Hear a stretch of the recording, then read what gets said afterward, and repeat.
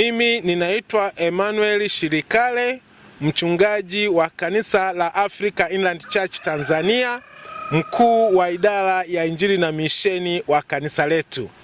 Ninapenda kutambulisha kwetu wiki ya idara ya Injili na misheni.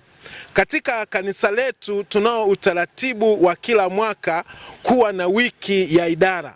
Mwaka huu wa 2026 wiki yetu ya idara ya Injili na misheni itakuwa kuanzia tarehe 17 hadi 23 ya mwezi wa 8. Kwa hiyo tunapenda kutambulisha kwamba katika hiyo wiki ya idara ya Injili na misheni, kila kanisa la mtaa watafanya kazi za uinjilisti na umisheni.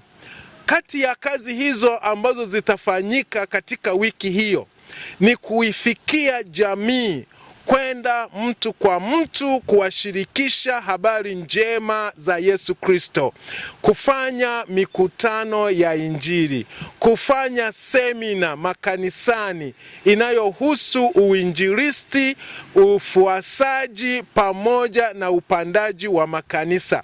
Katika hiyo wiki Wakristo wote, watumishi wote, wainjilisti, wachungaji, wazee wa kanisa, wahudumu wote watahusika katika huduma hii ya uinjilisti na mambo ya umisheni katika hili juma letu la wiki ya Injili.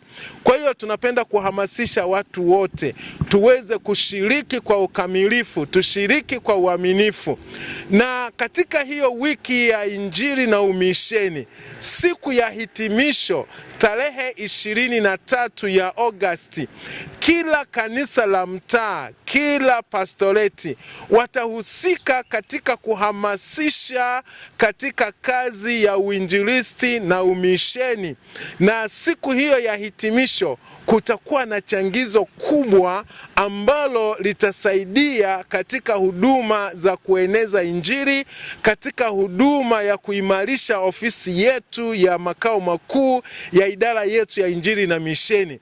Kwa hiyo niwatie moyo watu wote na niwahamasishe kanisa siku hiyo na wiki hiyo iwe ya muhimu kwetu, na kila mtu, kila kanisa la mtaa liondoke, tusimamie, tufanye kazi ya huduma ya wiki hiyo.